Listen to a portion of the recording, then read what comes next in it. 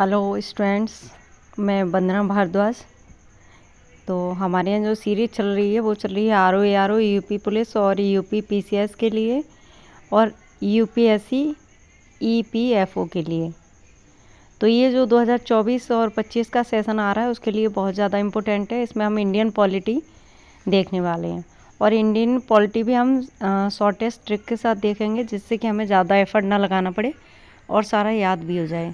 तो चलिए शुरुआत करते हैं। और ये बाइलिंगुअल चलेगी, इंग्लिश और हिंदी दोनों में। तो आप जिसमें भी पढ़ना चाहें, अगर आप इंग्लिश स्टूडेंट हैं तो आप इंग्लिश में पढ़ें और हिंदी वाले स्टूडेंट हैं तो आप हिंदी में पढ़ें। तो ये लीजिए, पहले मैं आपको थोड़ा सा इंग्लिश के बारे में समझा देती हूँ कि स्टार्टिंग जो होती है वो हमारे प्रियम्बल से होती है और प्रियम्बल जो होता है वो संविधान की आत्मा होता है और प्रीफेस होता है। जैसे किसी बुक का टाइटल पेज होता है, उसी तरह से हमारे संविधान का जो टाइटल पेज है वो क्या है, वो हमारी प्रियम्बल है। तो प्रियम्बल में जो पहली लाइन लिखी हुई है वो लिखी हुई है be the people of India having.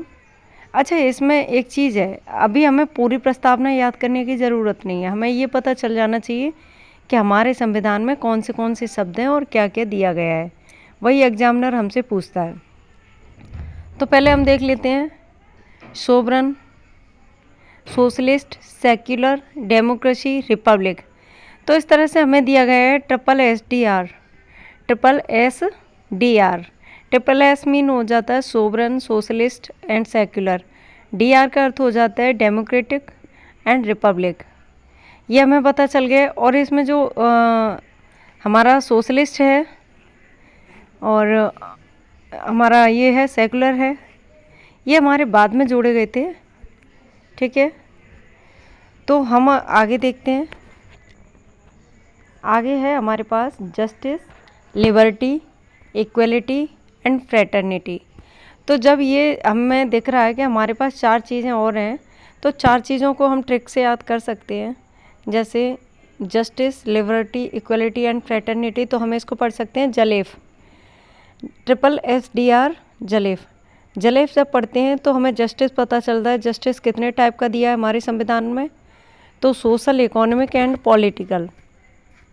Liberty हमें स्वतंत्र, समानता हमें कितने प्रकार की दी गई है, स्वतंत्रता हमें कितने प्रकार की दी गई है या समानता। तो जो स्वतंत्रता है उसकी बात कर लें तो हमें अवसर और प्रतिष्ठा की समानता होती है। ठीक है, स्वतंत्रता होती है। अब समानता पे देखें। ठीक है,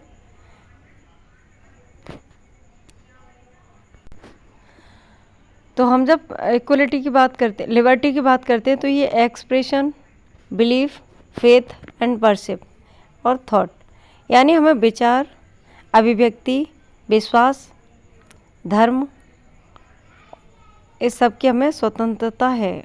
और हमें पूजा पाठ कैसा करना चाहिए वो भी हमारे ही हाथ में होता है, इसमें संविधान इंटरफेरेंस नहीं करेगा। अब इक्वलिटी की बात कर रहे हैं तो जो समानता होती है वो समानता हमें किस चीज़ की दी गई है, अवसर की समानता और प्रतिष्ठा। ठीक है, अब फ्रेटर्निटी की बात करें तो फ्रेटर्निटी में क्या है, फ्रेटर्निटी होती है बंधुता, यानी ये अपने देश के भाईचारा को, एकता, अखंडता को बनाए रखना। हर किसी के बीच में भाईचारा होना चाहिए। तो होप कि आप ये समझ रहे होंगे। और इसमें कुछ सवाल बनने का टॉपिक ये भी होता है, जिसको अगर देखा जाए तो कि in our constitution assembly this 26 day of November 1949। ठीक है, अब हमने क्या किया कि हमने जो अडॉप्ट किया है, जो अंगीकृत किया है संविधान को, इस प्रस्तावना को, संविधान को, तो वो कब किया था, वो किया था 26 नवंबर 1949। लेकिन हमने इसको लागू कब किया, तो लागू हमने इसको किया था 26 जनवरी 1950। अब इसमें क्वेश्चन बनता है कि क्या संविधान की प्रस्तावना में संशोधन हो चुका है, क्या किया जा सकता है। तो हाँ, संविधान की प्रस्तावना में जो संशोधन हुआ था वो कब हुआ था, 1976 को हुआ था। ठीक है, 76 को कौन सा हुआ था, तो ये हुआ था 42nd, यानी 42वां संविधान संशोधन। ठीक है, क्या जोड़ा गया था, तो इसमें जो जोड़ा गया था वो सोवरन, ठीक है। और पहले से था इसमें सोवरन डेमोक्रेटिक रिपब्लिक, ठीक है। उसके बाद में कुछ शब्द जोड़े गए थे जो कि मैं आपको ऊपर बता चुकी हूँ। अगला देखते हैं, शॉर्ट ट्रिक हमने आपको बताई दी है, जलिफ, ठीक है, और ट्रिपल SDR। अब ज़रा हिंदी में एक बार प्रस्तावना को देख लें, वरना हिंदी वाले बुरा मान जाएंगे। तो हिंदी में जो है, भारत का संविधान उद्देश्य का, हम भारत के लोग भारत को एक संपूर्ण प्रभुत्व संपन्न समाजवादी पंथ निरपेक्ष लोकतांत्रिक गणराज्य बनाने के लिए उसके समस्त नागरिकों को सामाजिक, आर्थिक और राजनीतिक न्याय, विचार, अभिव्यक्ति, विश्वास, धर्म और उपासना की स्वतंत्रता प्रदान करते हैं और प्रतिष्ठा और अवसर की समानता देते हैं। तो हमने स्वतंत्रता देख ली, कितने टाइप की हो गई हमारे पास, 5 टाइप की हो गई, विचार, अभिव्यक्ति, विश्वास, धर्म, उपासना, ठीक है। आगे देखते हैं प्रतिष्ठा वो समता कितनी हो गई, तो प्रतिष्ठा एवं अवसर की समता हो गई, ठीक है। अगला देखते हैं, तथा उन समय व्यक्ति की गरिमा और राष्ट्र की एकता और अखंडता को सुनिश्चित करने वाली बंधुता, यानी व्यक्ति की गरिमा बनी रहे, राष्ट्र की एकता और अखंडता बनी रहे, इसके लिए हमें क्या होना चाहिए, भाईचारा होना चाहिए। दृढ़ संकल्प होकर अपनी संविधान सभा में आज तारीख 26 नवंबर 1949 ईस्वी मिति मार्गशीर्ष शुक्ला सप्तमी संवत 2006 विक्रमी को एतद द्वारा इस संविधान को अंगीकृत, अधिनियमित और आत्मार्पित करते हैं। बहुत बढ़िया, चलिए उम्मीद करते हैं आपको याद हो गई हो। अब ज़रा देखते हैं हम कुछ fact, IMP important fact about preamble, यानी अपनी प्रस्तावना के बारे में, उद्देशिका के बारे में कुछ महत्वपूर्ण तथ्य। तो पहला पॉइंट है इसका, प्रस्तावना के साथ शुरू होने वाला पहला अमेरिकी संविधान था जिसके पास प्रस्तावना पहले बनाई गई थी। प्रस्तावना का अर्थ है संविधान का परिचय या प्रस्तावना, ठीक है, समझ चुके होंगे आप। संविधान का पहचान पत्र N.K. पालकीवाला विद्वता, यानी जो पहचान पत्र बताया था वो किसने बताया था, N.A. पालकीवाला ने, जो एक विद्वता थे। प्रस्तावना वस्तुनिष्ठ क्रांति पर आधारित है, ठीक है। अब 13 दिसंबर 1946 को नेहरू द्वारा प्रस्तावित उद्देश्य क्रांति और 22 जनवरी 1947 को अपनाया गया था। तो 13 दिसंबर 1946 को नेहरू जी प्रस्ताव लेके आए थे, ठीक है। अब इसको अपनाया कब गया, 22 जनवरी 1947 को। गुड। अब देखते हैं 42वें संविधान संशोधन अधिनियम 1976 द्वारा संशोधित समाजवादी, धर्मनिरपेक्ष और अखंडता। तो हमारी जो प्रस्तावना थी उसमें अमेंडमेंट किया गया था 42वां 1976 को। तब हमारी संविधान की प्रस्तावना में क्या जोड़ा गया था, समाजवादी, धर्मनिरपेक्ष और अखंडता। आप बताइए क्या ये आवश्यक था जोड़ना। चलिए, प्रस्तावना के बारे में महत्वपूर्ण तथ्य। अब प्रस्तावना के बारे में कुछ और महत्वपूर्ण तथ्य क्या है, तो संविधान के अधिकार का स्रोत प्रस्तावना में कहा गया है कि संविधान भारत के लोगों से अपना अधिकार प्राप्त करता है, ठीक है। तो संविधान की जो मुख्य स्रोत है, संविधान की शक्ति का मुख्य स्रोत वो कौन है, वो भारत के लोग। लिखा है हम भारत के लोग शुरुआत में ही। भारतीय राज्य की प्रकृति है भारत को एक संप्रभु, समाजवादी, धर्मनिरपेक्ष, लोकतांत्रिक और गणतांत्रिक राज्य घोषित करना। तो भारत की अगर प्रकृति के बारे में पूछ लिया जाए कि भारतीय राज्य की प्रकृति क्या है, तो क्या प्रकृति है हमारे संविधान की, तो वो यह है कि यह भारत को एक संप्रभु बनाना चाहता है, समाजवादी बनाना चाहता है, धर्मनिरपेक्ष बनाना चाहता है, लोकतांत्रिक और गणराज्य, यानी ट्रिपल SDR। अगला पॉइंट देखते हैं, संविधान के उद्देश्य। यह उद्देश्यों के रूप में न्याय, स्वतंत्रता, समानता और बंधुत्व को निर्दिष्ट करता है। तो संविधान की प्रकृति देख ली हमने कैसी है। अब उद्देश्य देख रहे हैं, उद्देश्य कैसे हैं, न्याय भी दे रहा है, स्वतंत्रता भी दे रहा है, समानता भी दे रहा है और बंधुत्व भी दिखा रहा है। अगला पॉइंट देखते हैं, संविधान को अपनाने की तारीख यह 26 नवंबर 1949 को तारीख के रूप में निर्धारित की गई थी, जैसा कि अभी अभी आपने समझ लिया था। अब कुछ और देखते हैं। क्वेश्चन उठता है, क्या प्रस्तावना संविधान का अंग है। तो क्या प्रस्तावना संविधान का अंग है, ये एक बहुत बड़ा सवाल था जिसको जगह जगह पर हमारी जो सरकार थी, जो हमारा न्यायालय था, उसने अपने अपने फैसले बदले हैं। तो वो कैसे बदले हैं कि पहला नंबर जो केस था वो बेरूबारी वाला था। बेरूबारी यूनियन केस 1960 में आया था। तो ज़रा इसको हमें अंडरलाइन कर लेना चाहिए क्योंकि ये बहुत ही महत्वपूर्ण है। तो हमारे जो न्यायालय था उसने बोला था कि जो प्रस्तावना है वो संविधान का भाग नहीं है, तो डिनाई कर दिया कि नहीं है।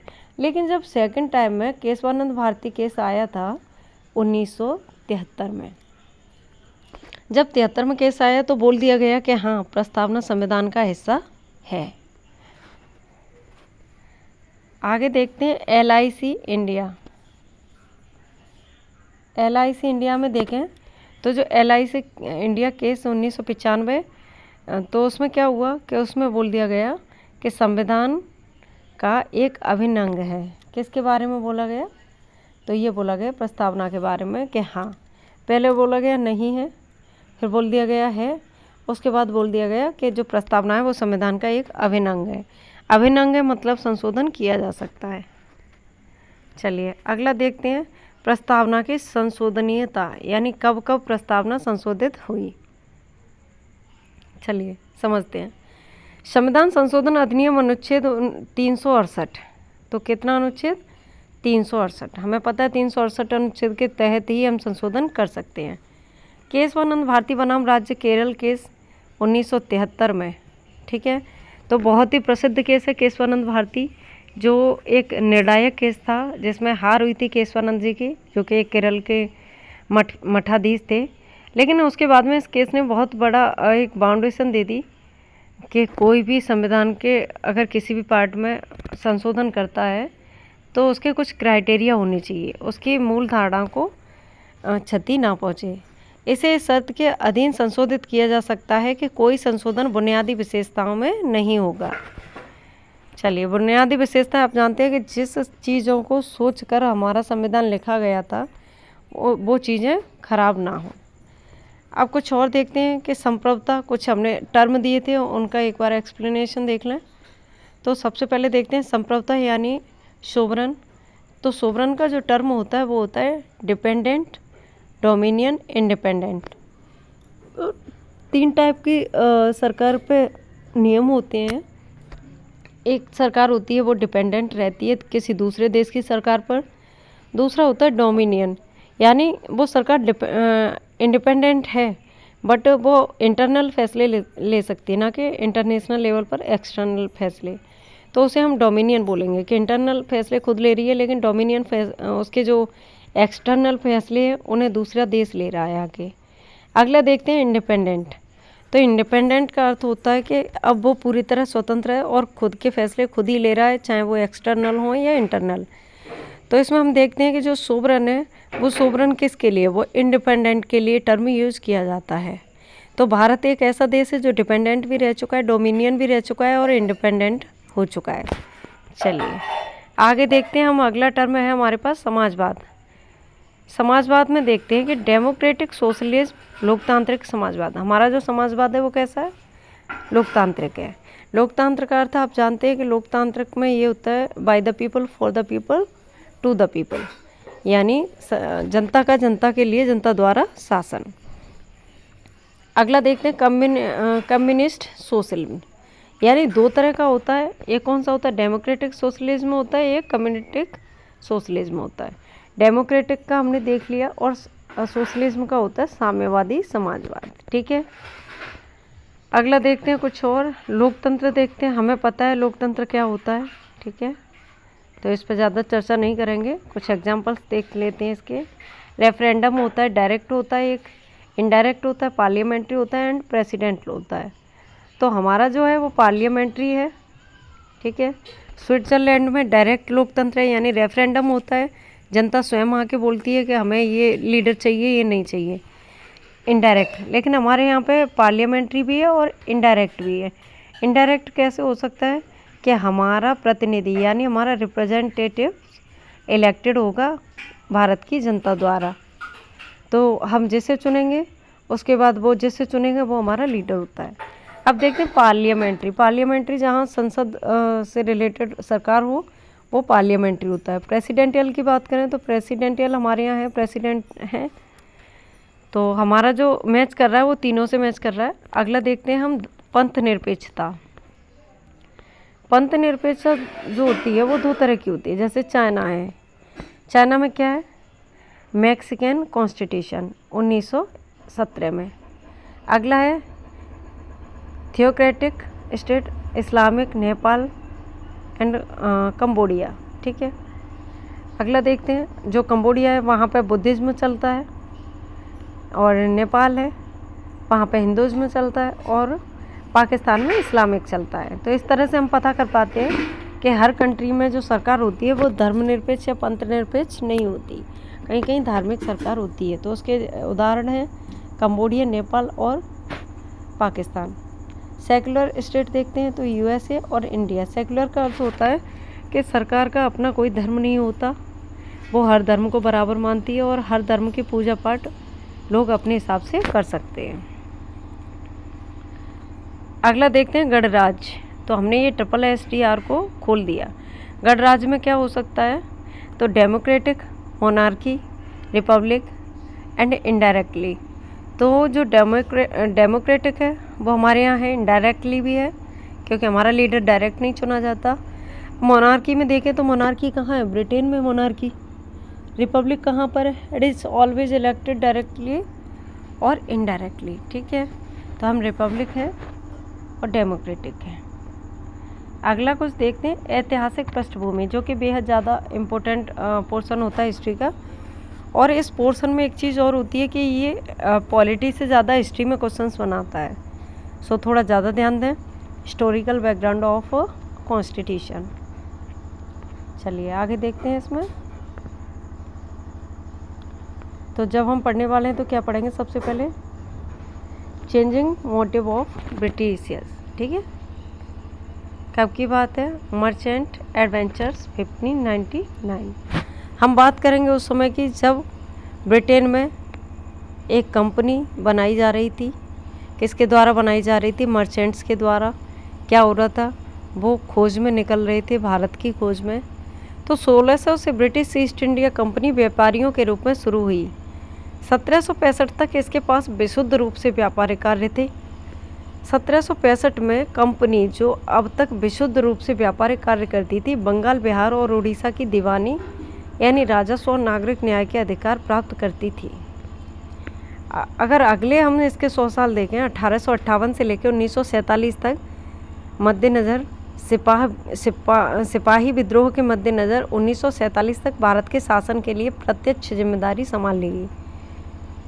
पहले कंपनी ट्रेडर बन के आई थी 1600 में। 1600 के बाद में 1765 में उसने उड़ीसा और बिहार की दीवानी ले ली। यानी उस समय जब वो काम कर रही है तो वो ट्रेडर और रूलर दोनों की तरह कर रही है। लेकिन 1858 में क्राउन ने सारी जिम्मेदारी अपने हाथ ले ली और अब हम सीधे सीधे क्राउन के कब्जे में यानी ब्रिटेन के कब्जे में आ चुके थे। अगला देखते हैं कि ब्रिटिश शासन में कुछ घटनाएं हुई जिन्होंने ब्रिटिश भारत में सरकार और प्रशासन के संगठन और कामकाज की कानूनी रूपरेखा तैयार की। इन घटनाओं ने हमारे संविधान और राजनीति को बहुत प्रभावित किया है। वही अगला देखते हैं, द कंपनी रूल 1773 टू 1858। यानी जो कंपनी के रूल थे जो हम पे लागू हुए थे वो कब से कब तक हुए थे, तो वो हुए थे 1773 से लेकर 1858 तक। और 1858 से लेकर 1947 तक हुए थे वो क्राउन के हुए थे यानी महारानी के हुए थे। तो आगे का हम अगली क्लास में देखते हैं। इसमें हम सारे जितने भी हमारे नियम बना के भेजे थे, रूल्स बना के भेजे थे ब्रिटेन ने, हम उन पर वर्क करेंगे और उनको समझेंगे। फ़िलहाल के लिए क्लास यहीं ख़त्म करते हैं। होप कि आपके काम आएगी। ये यूपीएससी से लेकर यूपी पुलिस तक के लिए रिलेवेंट है। तो यूपी पुलिस का एग्ज़ाम जल्दी आ रहा है, इसलिए इसे थोड़ा तैयार करें। और इससे रिलेटेड क्वेश्चन आंसर की भी एक सीरीज़ चलेगी आपके लिए। तो stay safe and stay happy. Okay, bye.